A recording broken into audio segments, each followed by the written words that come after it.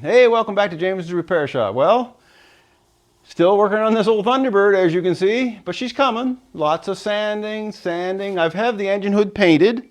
Maybe I can give you a sneak peek of it. Let's have a look here. Let's go under, yeah, so there's the engine hood. It came out really nice. Bit of shine on it there. I keep it covered up. I'm gonna have to get it out of here soon because we're gonna be doing the rest of the body. I did the trunk lid and it didn't come out the way I want it to do. I want it to be, rather. The trunk lid came out tiger striped, very shiny and smooth, but tiger striped. So that's obviously operator error. So I'll have to do better than that. I have the trunk painted yesterday. I did that yesterday. The doors are over here getting sanded up, and they're all painted on the inside. The door frames have been painted on the inside, both sides. And I think my wife put up a video on that, or I did, or somebody did. But what this video is about is shock purchase, not buying shocks. Anybody that has one of these old Thunderbird probably knows what these are, and they know what happens when you try to get them off a lot of times, that the studs break on them. So, and that happened to me. Where are we? This one here, one of the studs broke, and I believe the one on that side of this car is broken as well. I have spares of these, that's why I have a couple extra laying around. So what happens is, and I'll bring you in closer, is this stud, if you can see it, how they rust away right at the knurled part. So these are kind of a specialized stud. I haven't been able to find them, but I did find a solution, and that's what this video is about. So I'll get you turned around here and we'll take a look at it. But first I'll take you back and show you the trunk, and we'll get caught up on that. And I'll take a run out and show you the tiger striping on that trunk lid. And I know it was my fault, so I can't blame the gun, I can't blame the paint. It's just me. So anyway, let's go have a look at a couple of things, and then we'll get into this little project I have on the go here. All right, back here, I'm gonna open the door up so we can see the glory of it all. It's just a trunk. And these trunks had a lot of seam sealer in it, so they don't look so glorious when you actually get near them. But this one turned out pretty good. I did all in the back part of it. Now the upper part where the gasket goes, we're going to prime it and paint it when we do the body. And the same as in here, I'm going to do that in black with undercoating. Actually, I'm going to use fluid film. I dyed it black, so it'll be black. And I took out all the hardware in there, so it has to go back in, like the fuel tank part, and then there's the turn signal outfit. And I'll give you a picture of what it looked like before we started. But that's the trunk, and that looks good. And on this side over here, getting the bodywork done. This could have been done quickly if I just wanted to put a little fiberglass in and go over it, like some people do, but I didn't want to do that. Door jambs are done, all up inside nicely. So that's all done, made a little boo-boo there. Didn't cover the cabling. And sanding. So let's go take a look at this trunk lid that I buggered up. It's no big deal. I'll do some wet sanding on it and get it cleaned up again, and we'll see what happens. So I have it outside here. You may or may not be able to see the tiger striping here. I know where it is, so I can see it, but you might see it in the camera. Oh yeah, you can see it on the camera. And like I say, it's glossy. It's been outside. We had a big storm last night. Tornadoes struck down near us. What else went on? High winds, hail.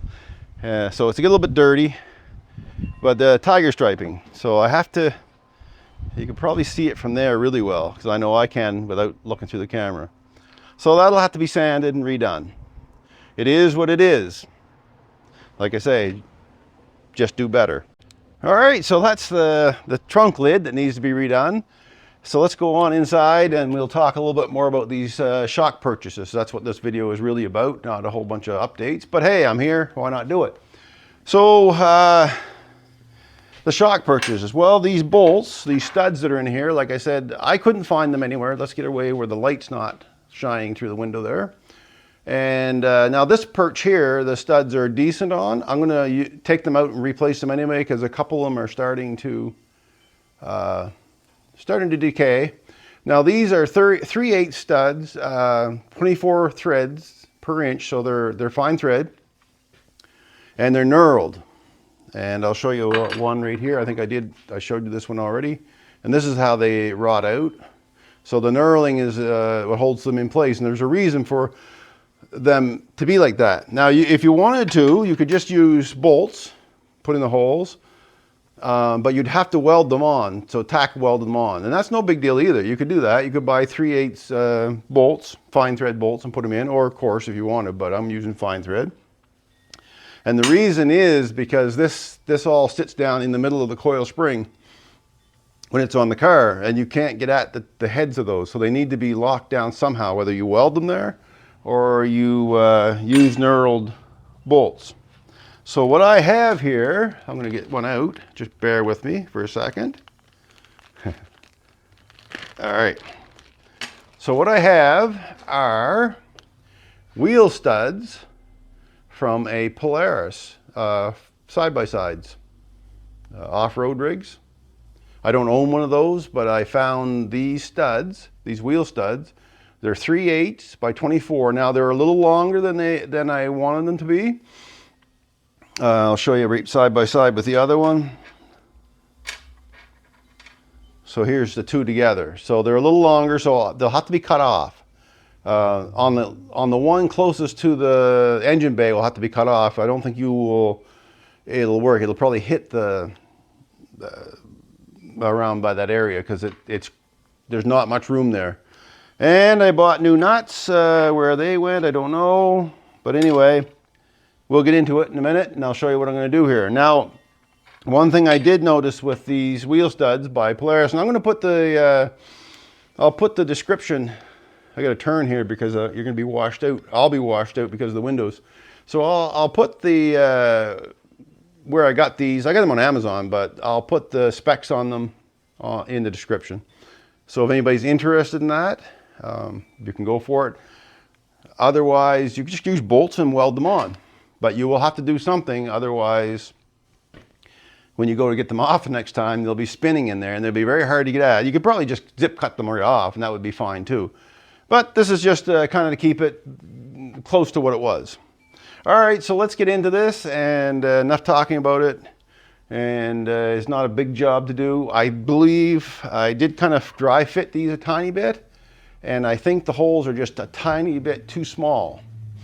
I could probably force them in, but why not just drill them out a tiny bit. So let's go at it and see what we can do. I've been monkeying around. I got my old drill bit stand out, and I've been monkeying around with this, fitting it in different places. It seems too tight in 25 64th, but it seems to fit well on a 13 32nd bit. So I think that would be the one. It just goes in there nicely, but the bit itself is obviously a little smaller than that, so it should be good. So 13 32nds, I'm going to try one. I'm pretty sure if I do it this way right now, they're not going to go down in there, because that's what, an 1/8 piece of steel, and that's going to be too tight. It'll end up bending the bracket, so I might as well just drill it out a tiny bit. So I'm going to drill one hole out. I'll start with one at what did I say it was, 13 32nds. Now I don't have a whole selection of bits anymore. I would have tried 25 64th, but I don't seem to know where that bit is, and I'm not going to go buy one just for this. I'll try it the way it is. So, and then we'll show how to take these studs out. It's very simple. All right, I'll get one drilled out and we'll press it in. All right, I got my drill bit on there. I'll give it a little bit of cutting fluid, just a tiny bit. And hopefully this goes okay. You guys can see it.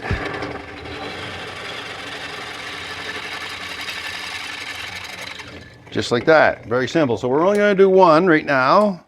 So we'll go back over to the to the bench and we'll press that in. So we're over here. I'm gonna clean up that area a tiny bit. If you guys can see that, yeah. And we'll see if this is gonna be a snug fit. Oh, I think that's gonna be perfect. So now there's a couple ways you can do this. Myself, I'm gonna grab the vise. Hold on, just give me a second. Bring it over here. And this is how I'm going to do it. Tighten the vise up just a tiny bit. And get myself a ball peen hammer. And then that's how I'm doing it, just like so. Now you can do it a couple different ways. You can press it in with a press. Or you can take a few nuts, like so, put a socket in there or something, and you can crank it in with the nut, and it'll pull it through. But that size there, 13/32, is just about perfect for this particular wheel studs. So I'm going to go drill the rest of them, and we'll get them put in, and then we'll do the other one. Okay, I got them all drilled out. Now a little tip there, I was demonstrating, so now that I know it's the right one, you would just go ahead and drill all 3 holes. It makes it easier on the drill press. So let's get another one of these in. Now you could, if you're not comfortable with hammering on the head of that, you can use like a drifter or something to put on. But that's, I'm pretty good with this. It goes in, they go in pretty good. Just about perfect actually. Do one more. So you guys can see it. You won't be able to see it that way, so I'll have to turn this around.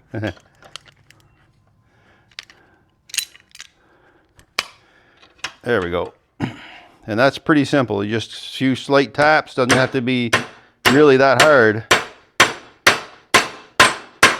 Fits in there nice. Now these are, I think these are grade 8 bolt studs, or maybe even stronger than that. Well, there we go. All 3 are in. Now, like I said, you're gonna have to be cut off some, but that's fine. It's a zip cut will look after that pretty quick. And I have some grade 8 fine thread nuts here, new ones to go on. I don't have lock washers, so I'll have to get those. This stud here doesn't look sitting down right, so I'm gonna give it a couple of taps just to straighten it out some. There we go, that did it. All right, so that's that. That one's done. Now, from the way I take these out, or I am taking them out, is the same way I put them in. Because, honestly, you're not going to reuse those studs anyway. So I'm just put them in like that, open up your vise a tiny bit, give yourself something. My vise is kind of free floating. If you have a fixed one, it would be better. But if you can see that, it's just boom, out like that. And then boom, out like that. Then you gotta move my vice grip.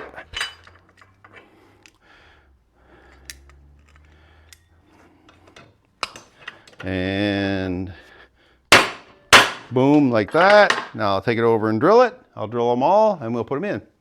There we go, I have them drilled out. I'll get some new ones out here and we'll tap those in.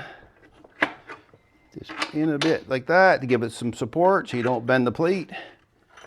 Like so. And like I say, it doesn't even take a lot of, make sure they're seated down nicely.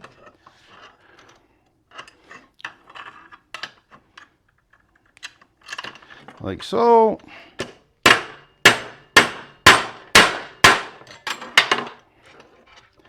And I think I can get this one with the vice grip there. If not, I'll take it out.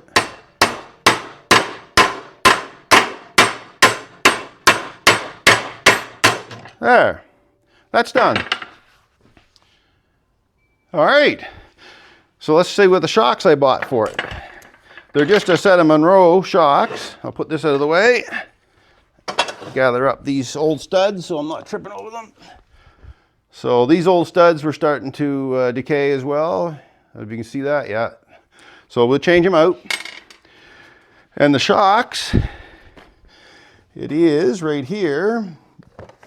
I'm using their Monroe, focus on it, Monroe 5763s, right there. And they come with a nut, but I'm not going to worry about that just yet. I'm just showing you. Anybody that's not familiar how all this stuff works, and they're new to this channel or they're new to Thunderbirds, kind of curious about it, that's pretty much it. Put the bolt back in, and these are like a locking nut. They should be replaced, but I don't have any new ones right now. Maybe I'll get some first. And then all this assembly goes down in the shock tower and down inside the coil spring. That's why you need to get them crimped in. So anyway, that's it there. And I'll take you over and show anybody that's just curious, that's not a Thunderbird person, how these go in. So let's just do that first, quick, just for information for people. So we're at the top of the engine bay here. And for those that are just curious and haven't worked on a Thunderbird, this is the top of the old shock right there. So that new shock, the engine hood would be up and out of the way, will go down through that hole. And they're tight fit, but you just turn them and they'll fit down in. And then down in here is where all the magic happens. And you'll see, I think these ones might be, I should get a light. Let me get a light. Okay, I'm down under the car here, and there's the spring, and then there's the old shock. And you can see down in here the 3 bolts. Now this one here, well, I have 2 already, so this will be another spare. Because likely one of these will break. And this is what happens when you go in to get these off. They'll be thin between where they come through the control arm, upper control arm, and then they'll snap off on you. And this is why I'm doing it, because that's what happened to me. To get these bolts out, you can take this off, this hose bracket. Though it's kind of rigid and a bit of a pain. You can also jack up a little bit on the lower control arm here and give yourself a little more room. But you can see up in here, I guess those long studs would probably work, but this is the one I was worried about. So I still may cut them off because it'll be close. These will be fine. I don't think there'll be an issue there because this is as low as it goes. Anyway, for the people that might be interested, that's how these shocks go in. And you can see where it went up through the top of the shock tower in there. Like so. It'll be up in there. Right up through. And that's it. That's how they go in. Well, that's it, everyone. Got this rebuilt. Now I'll have to tighten that up before I put it down because you can't get in there. Again, the coil spring is in the way. It's very hard to get in there and tighten that bolt. So I'm going to have to tighten that shock down in place before I put it in. And all this stuff is all done behind the coil spring, so you kind of have to plan ahead a little bit with it. But that's it. Hopefully that helps someone out. And again, like I said, you can just use the 3/8 bolts if you want, but you are going to have to hold them in there somehow. And if you have a welder, you can tack them. That's fine. But I thought this was kind of cool. Something that looks almost authentic, fits in nice, a little bit of modification to it. So what did I say that was? A 13 32nd bit. So a 13 32nd bit, and Bob's your uncle, and you got it done. All right, well that's it. Got yourself a 13 32nd bit. You might be able to get away with a little smaller. I don't know. I don't think you want to go any bigger than that for these particular studs. And again, I'll put them in the description, what I bought. I find them a little long. I measured these and they say in the description they're only 1.38 inches long, but they're longer than that. They're like 1.5 inches. And the old original ones were only like 1.25 inches or so long. So this is where there's something happened in the order. Doesn't matter, I'll snip them off a tiny bit if they become a problem. And the main thing is I've got new studs there. They'll last the life of this vehicle now. All right, everyone. Hopefully that was helpful to somebody that's working on this. Take care, everyone. We'll see you in the next one.